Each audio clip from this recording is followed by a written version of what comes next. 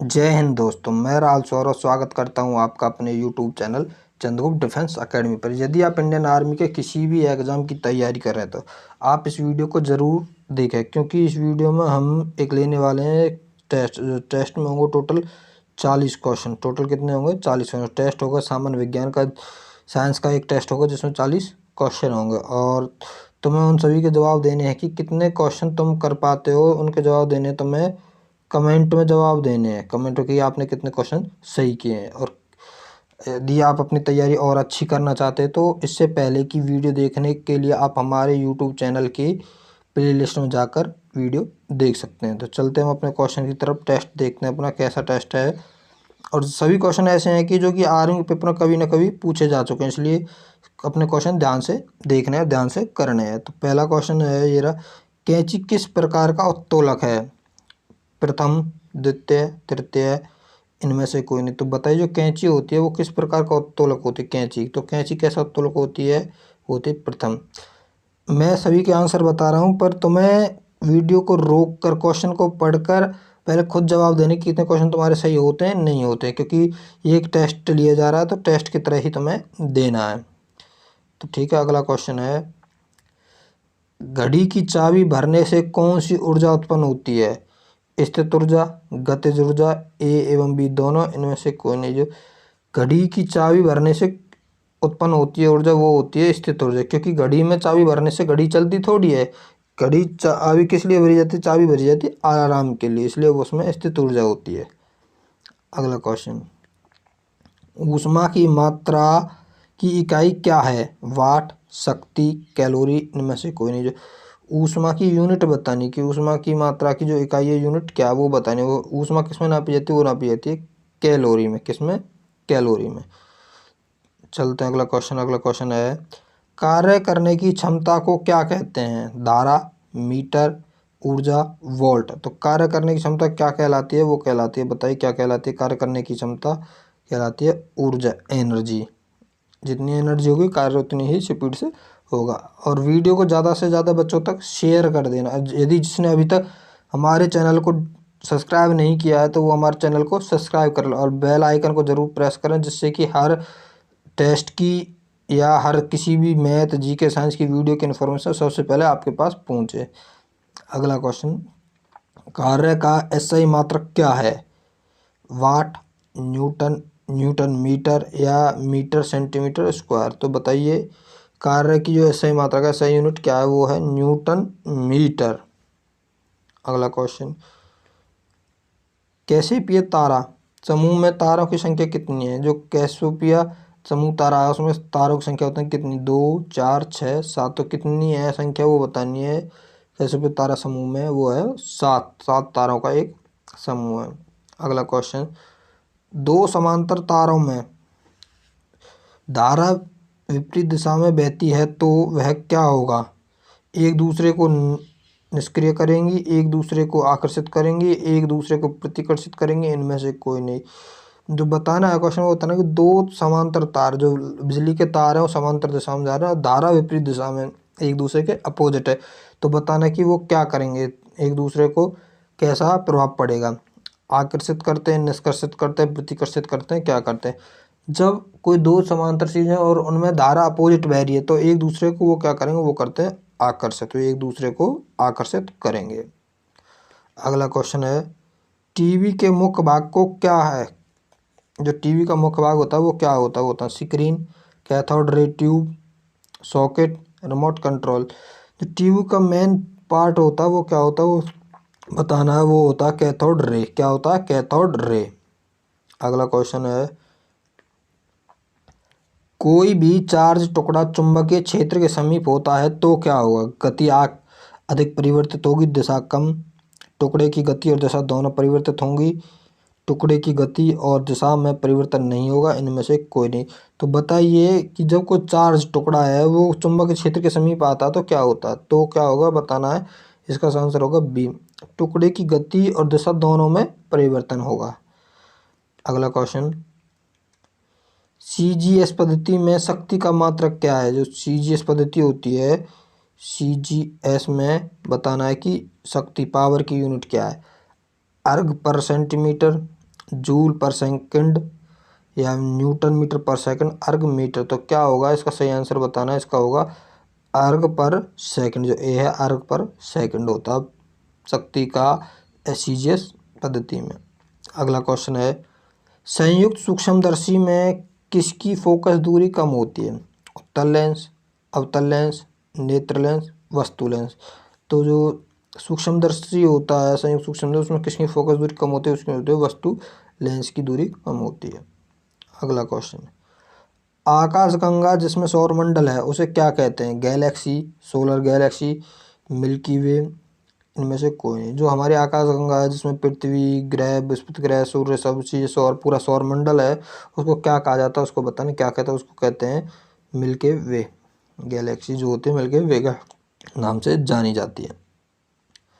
अगला क्वेश्चन है, super cooled liquid किसे कहा जाता है? कांच, फाइबर, अम्ल या पारा। जो सुपर कूल्ड लिक्विड है उसे किसे कहा जाता है वो बताना। वो कहा जाता है किसको? कांच को। किसको कहा जाता है? कांच को। अगला क्वेश्चन, घरों में कितनी बिजली की सप्लाई होती है?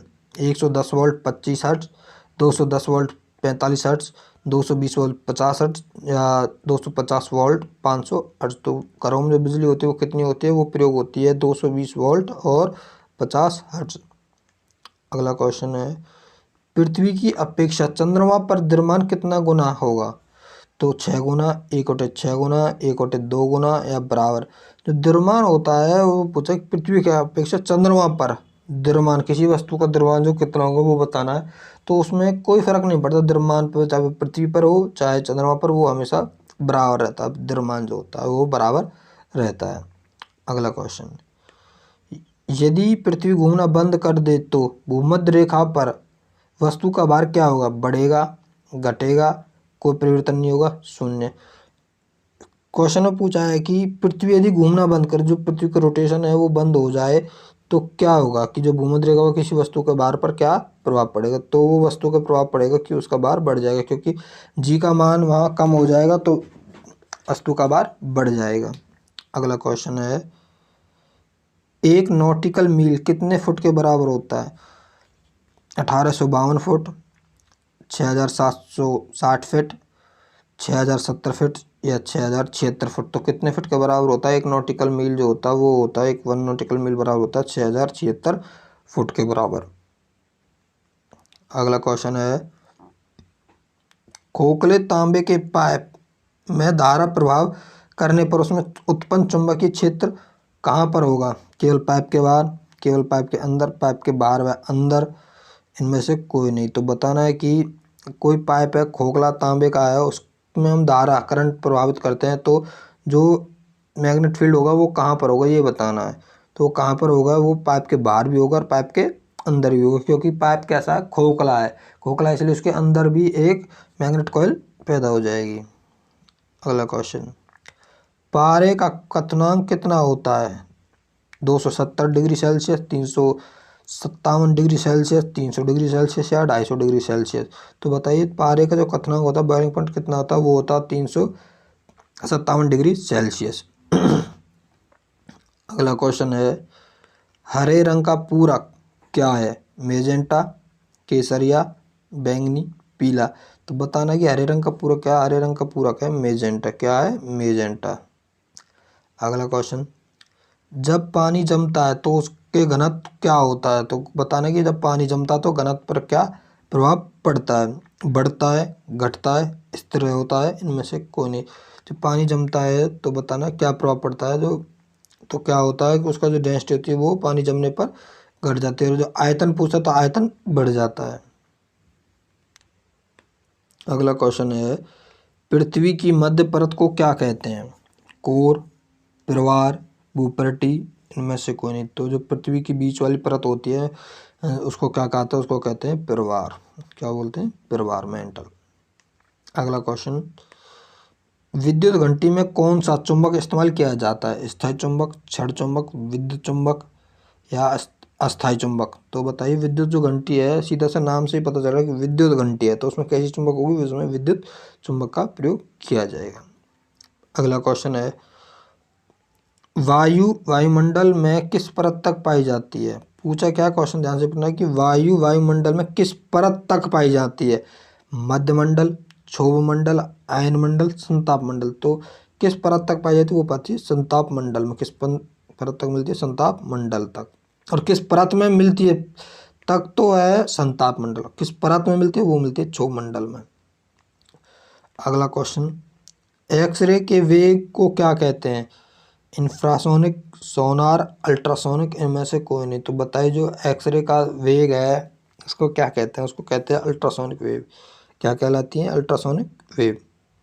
अगला क्वेश्चन, किसी पिंड द्वारा परिवर्तित ऊर्जा की मात्रा किस पर निर्भर करती है? सतह के क्षेत्रफल पर, सतह का तापमान, सतह की प्रकृति, ये सभी। तो बताइए कि किसी पिंड द्वारा परावर्तित ऊर्जा की मात्रा किस पर निर्भर करती है? वो करती है सभी पर, सतह के क्षेत्रफल पर भी, सतह के तापमान पर भी, और प्रकृति नेचर कैसा उसका। तो इसका सही आंसर होगा ये सभी, उपरोक्त डी, ये सभी। अगला क्वेश्चन, यदि पेंडुलम की लंबाई 4 गुना बढ़ा दी जाए तो दोलन गति की अवधि कितने गुना है हो जाएगी? ये बताने, 1/2, 2, 3 या 4। जो यदि पेंडुलम लंबी कह रहा है कि 4 गुना बढ़ी जाए तो जो दोलन गति, घूमने गति, वो आधी हो जाती है। तो 4 का आधा कितना होगा? वो हो जाएगी 2 गुनी। कितना हो जाएगी? 2 गुनी। अगला क्वेश्चन, 1 किलोबाइट में कितने बाइट होते हैं? 8, 1024, 124 या 512। तो 1 किलोबाइट मतलब 1 KB में कितने बाइट होते हैं? तो वो होते हैं 1024 बाइट। अगला क्वेश्चन है, ध्वनि की गुणवत्ता किस पर निर्भर करती है? आवृत्ति, तीव्रता, कम स्वर, आयाम। तो बताइए ध्वनि की जो गुणवत्ता है वो किस पर निर्भर करती है? वो करती है किस पर करती है? आवृत्ति पर, फ्रिक्वेंसी पर। किस पर? फ्रिक्वेंसी पर, फ्रिक्वेंसी पर डिपेंड करती है। अगला क्वेश्चन, किस घटना का वर्णन प्रकाश का तरंग सिद्धांत द्वारा नहीं दिया जा सकता? तो बताना किस घटना का वर्णन प्रकाश सिद्धांत द्वारा नहीं दिया जा सकता? परावर्तन, अपवर्तन, डॉपलर प्रभाव, प्रकाश विद्युत प्रभाव। जो इसका सही आंसर क्या होगा बताना है तुम्हें। इसका सही आंसर होगा प्रकाश विद्युत प्रभाव, क्योंकि जो लाइट इलेक्ट्रिक इफेक्ट है उसका हम वर्णन नहीं कर सकते किसे? तरंग विद्युत सिद्धांत के, प्रकाश के तरंग विद्युत सिद्धांत से। अगला क्वेश्चन, निम्न में से कौन सी तरंग यांत्रिक तरंग का उदाहरण है? ध्वनि तरंग, रेडियो तरंग, टेलीविजन तरंग, प्रकाश तरंग। तो बताइए जो कौन सी तरंग है जो यांत्रिक तरंग का उदाहरण है? तो बताना है यांत्रिक तरंग कौन सी है। वो है एक ध्वनि तरंग है जो यांत्रिक तरंग होती है। अगला क्वेश्चन, केपलर सिद्धांत से संबंधित है प्रकाश, ध्वनि, ग्रहों की गति, विद्युत। तो बताना है केपलर का सिद्धांत है वो किससे संबंधित है? वो संबंधित है ग्रहों की गति से। अगला क्वेश्चन है, जल के आयतन में क्या परिवर्तन होगा यदि तापमान 9 डिग्री से गिरकर 3 डिग्री सेल्सियस कर दिया जाता है? आयतन में कोई परिवर्तन नहीं होगा। आयतन पहले बढ़ेगा बाद में घटेगा, आयतन पहले घटेगा बाद में बढ़ेगा, पानी जम जाएगा। तो बताना है कि पहले टेम्परेचर कितना? 9 डिग्री, फिर कितना कर रहे हैं? 3 डिग्री। तो टेम्परेचर जैसे जैसे पानी का कम होता है तो उसका आयतन बढ़ने लगता है। तो पहले घटेगा और बाद में बढ़ेगा। और अपने जवाब कमेंट में बताने हैं कि आप कितने क्वेश्चन सही किए हैं। ठीक है, कमेंट में ज़रूर अपने जवाब बताने वीडियो के। चंद्रमा पर धरातल से दूर विस्फोट सुनाई नहीं पड़ता।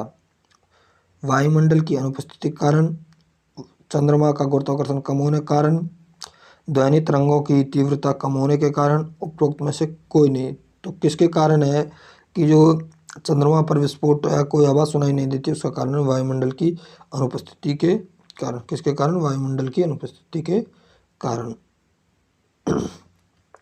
अगला क्वेश्चन है, बादलों में बिजली की चमक से काफ़ी समय बाद बादलों की गर्जन सुनाई देती है, इसका क्या कारण है?